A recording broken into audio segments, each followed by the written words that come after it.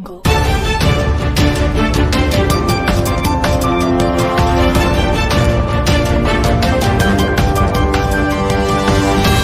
Jungle.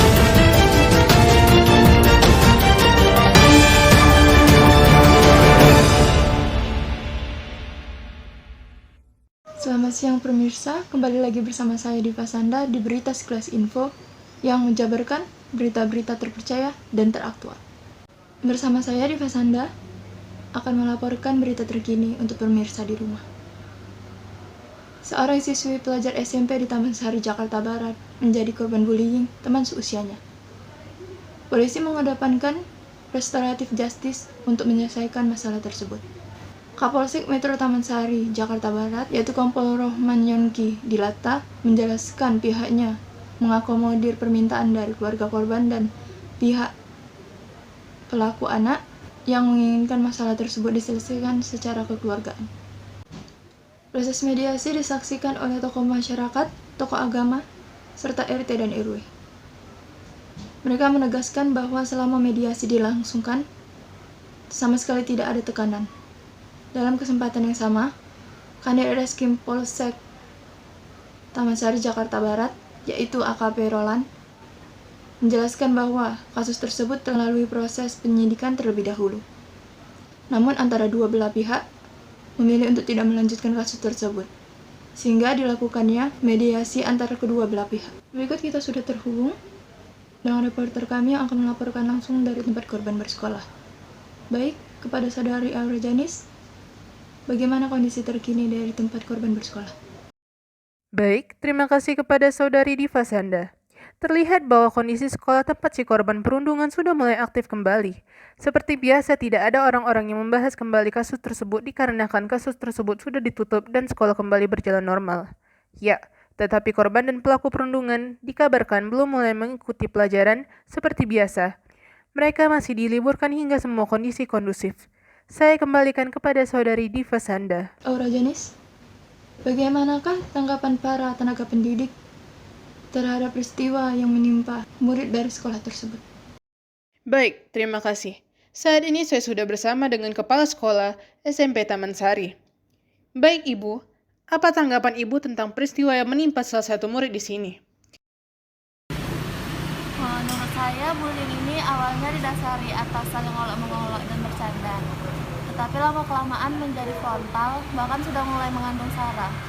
Akhirnya menimbulkan hal-hal yang tidak diinginkan seperti pengeroyokan, penindasan, pemukulan, dan hal-hal yang merusak psikis dan mental seseorang. Ada beberapa dampak yang diterima oleh korban seperti depresi, rendahnya kepercayaan diri, pemalu dan menyendiri, merosotnya prestasi akademik, merasa terisolasi dalam pergaulan, dan terpikir atau bahkan mencoba untuk bunuh diri. Melihat besarnya dampak dari bullying, kita sebagai guru maupun orang tua harusnya senantiasa mengawasi dan memantau anak kita dan kegiatannya baik di dunia nyata maupun di dunia maya, agar anak kita bisa lebih terarah dalam memilih keputusan mana yang terbaik dan mana yang dampak yang buruk bagi masa depannya kelak. Tindakan bullying bisa terjadi di mana saja, terutama tempat-tempat yang tidak diawasi oleh guru atau orang dewasa lainnya. Pelaku akan memanfaatkan tempat yang sepi untuk menunjukkan kekuasaannya atas anak lain, agar tujuannya tercapai. Sekitar toilet sekolah, pekarangan sekolah, tempat menunggu kendaraan umum, lapangan parkir, bahkan mobil jemputan dapat menjadi sasaran bullying. Sebagai orang tua, kita wajib waspada akan adanya perilaku bullying pada anak, baik anak sebagai korban maupun sebagai pelaku bullying. Ya, menurut Ibu kira-kira ada tidak cara untuk mencegah tindakan bullying di sekolah untuk tidak terjadi lagi? Menurut saya ada beberapa cara untuk mencegah terjadinya bullying. Yang pertama, membentuk nilai persahabatan antar siswa. Pembentukan nilai-nilai persahabatan sejak dini sangat penting dilakukan di lingkungan sekolah agar tercipta hubungan pertemanan dan memunculkan semangat kolaborasi yang saling menghargai di antara murid di sekolah. Dengan sendirinya, hal ini akan menjauhkan mereka dari kekerasan. Yang kedua yaitu memberdayakan siswa untuk memiliki jiwa sosial, aktif, dan berprestasi. Bullying sering dikaitkan dengan ego seseorang untuk mendapatkan sebuah pengakuan dan eksistensi dan dominasi dalam komunitasnya. Maka dari itu, para guru sebaiknya mendorong siswa untuk meningkatkan kapasitas dirinya melalui hal-hal positif seperti kegiatan sosial dan prestasi di sekolah daripada melakukan tindakan bullying. Yang ketiga yaitu membangun komunikasi efektif. Komunikasi efektif antar guru dan murid sangat penting. Hal ini menjadi dasar keharmonisan hubungan di lingkungan satuan pendidikan. Baik Ibu, terima kasih sudah meluangkan waktunya sebentar. Jadi itulah tanggapan dan cara untuk mencegah bullying di sekolah yang diberikan oleh Kepala Sekolah SMP di Taman Sari. Berikutnya saya kembalikan ke studio. Terima kasih saya ucapkan kepada saudari Aura Janis yang telah melaporkan langsung dari tempat kejadian, dan saya ucapkan terima kasih kepada Ibu Kepala Sekolah SMP dari Taman Sari. Sekian berita dari kami hari ini. Saya, Diva Sanda, pamit undur diri. Wassalamualaikum warahmatullahi wabarakatuh.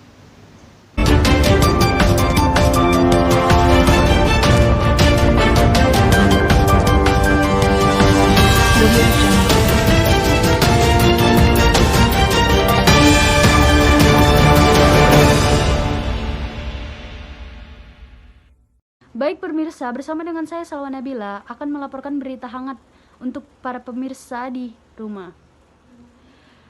Bocah SD di Bekasi dibully siswa SMP gegara borla berakhir damai. Kasus bocah SD dibully oleh siswa SMP di Bekasi Timur berakhir dengan damai. Aksi bullying itu sempat viral di media sosial hingga polisi turun tangan. Orang tua korban menjelaskan tidak akan membawa permasalahan ini dan tidak ingin melaporkan terduga pelaku kepada pihak kepolisian. Kapolres Metro Kota Bekasi Kombes Hengki dalam keterangan tertulisnya mengatakan peristiwa bullying itu terjadi pada Selasa 11 Januari. Korban tidak meminjamkan bola kepada pelaku membuat terduga pelaku marah. Terduga pelaku selanjutnya merekam kejadian tersebut menggunakan dengan kamera handphone miliknya sambil mengeluarkan kata-kata dan perlakuan bullying.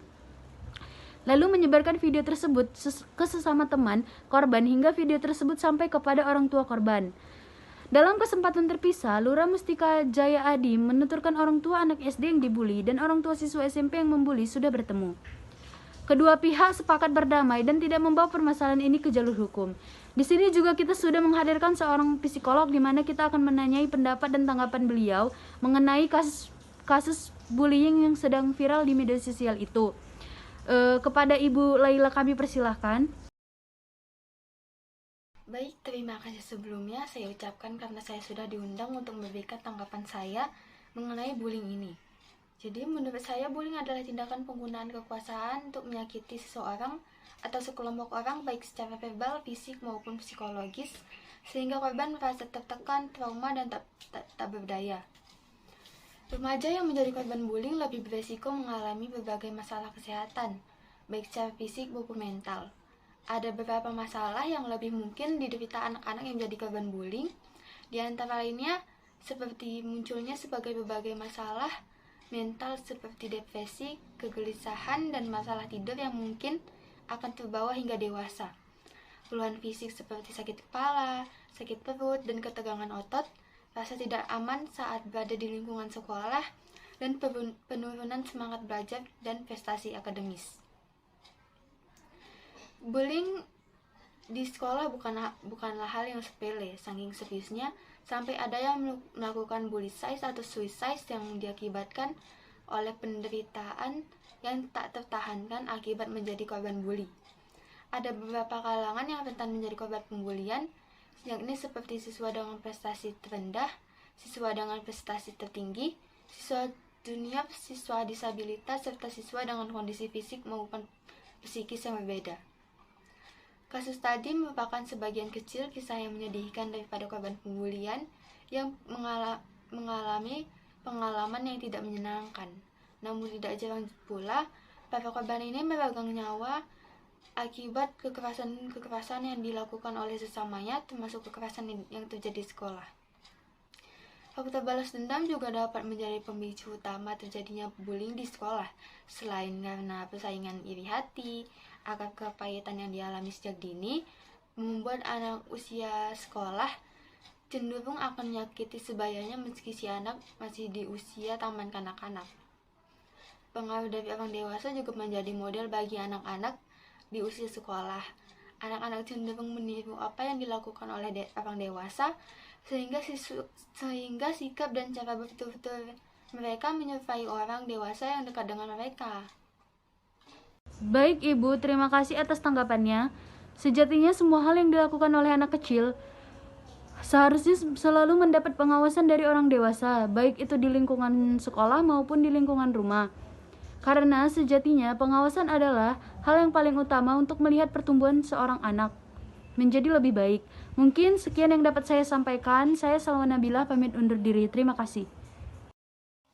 Tentu saja, di mata hukum, tindakan semacam ini tidak bisa dipandang remeh, dan tindakan ini harus mendapat perhatian dari para guru atau orang dewasa yang ada di lingkungan suatu pendidikan. Bullying merupakan suatu tindakan pelanggaran hak asasi manusia, maka dari itu, hal semacam ini memiliki payung hukum dalam perundang-undangan di negara kita. Selain Undang-Undang Perlindungan Anak, kasus bullying di lingkungan suatu pendidikan mempunyai payung hukum yang tertuang dalam Undang-Undang Pasal 54 Nomor 35 Tahun 2014, yang dimana anak di dalam dan di lingkungan suatu pendidikan wajib mendapatkan perlindungan dari tindak kekerasan fisik, psikis, kejahatan seksual, dan kejahatan lainnya yang dilakukan oleh pendidik, tenaga pendidik, sesama peserta didik, atau pihak lain. Jadi begitulah kurang lebih tanggapan dari saya mengenai bullying ini, Mbak. Kalau begitu, tentu saja bullying memiliki pandangan tersendiri di mata hukum kan, Bu?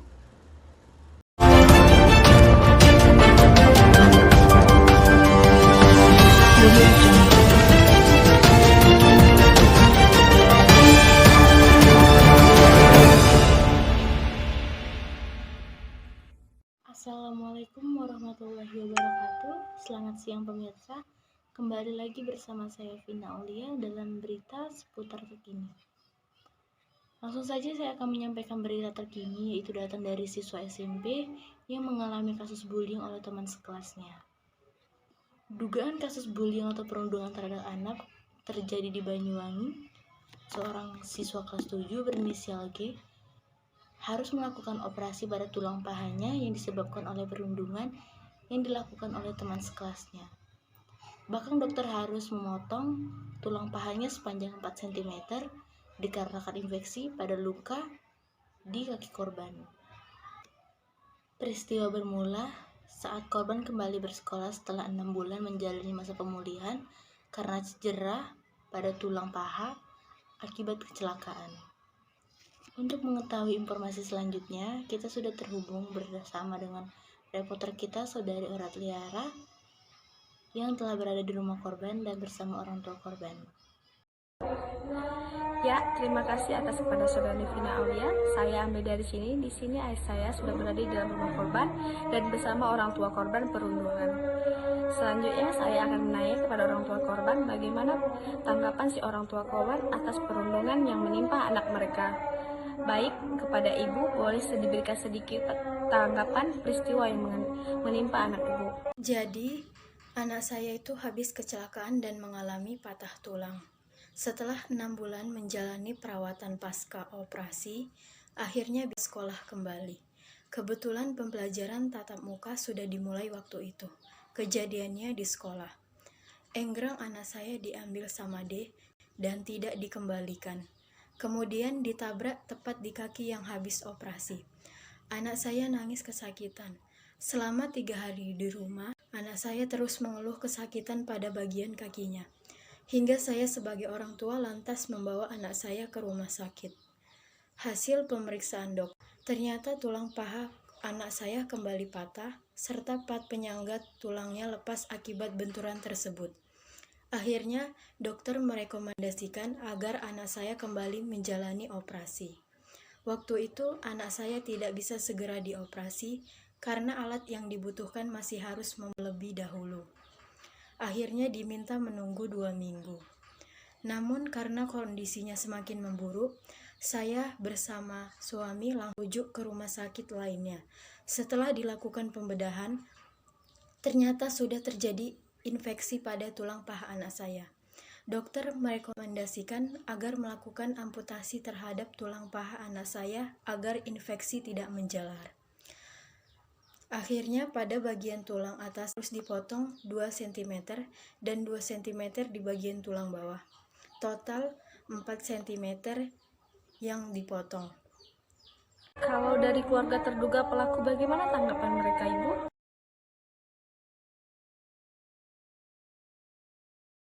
Sayang, dari pihak keluarga D, terduga pelaku tidak ada itikat baik untuk meminta maaf atas kejadian tersebut, Mbak. Hingga akhirnya saya beserta keluarga terpaksa membawa kasus ini ke ranah hukum. Saya ingin masalah ini cepat selesai, Mbak, dan anak saya mendapat keadilan. Baik Bu, terima kasih tanggapannya. Kembali lagi, begitulah tanggapan orang tua korban terhadap peristiwa yang menimpa anaknya, dan saya kembalikan ke studio.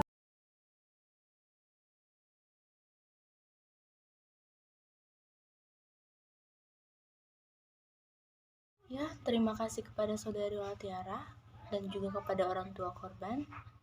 Jadi begitulah tanggapan orang tua korban terhadap kasus yang menimpa anaknya. Semoga masalah ini tidak akan terulang lagi dan masalah yang sudah terjadi dapat segera terselesaikan. Mungkin hanya sampai sini yang dapat saya sampaikan. Saya Vina Aulia, pamit undur diri. Wassalamualaikum warahmatullahi wabarakatuh.